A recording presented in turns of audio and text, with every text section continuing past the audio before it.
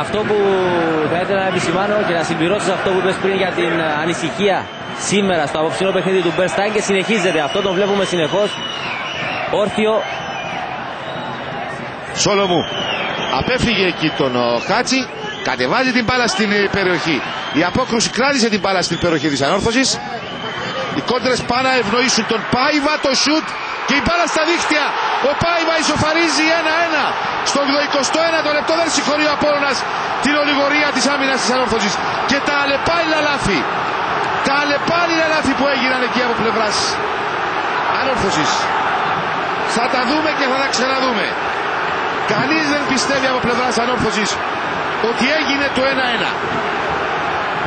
Επαναλαμβάνω, με την συνεισφορά της ολιγορίας της άμυνας της ανόρθωσης. Πάιβα εκεί, τρύπωσε, διεκδίκησε, δέστε πόσα λάθη. Πάιβα διεκδικεί, κερδίζει 3 παίκτες μέσα από 4 ποδοσφαιριστές. Κάνει το σουτ και ισοφαρίζει. 81ο λεπτό. 1-1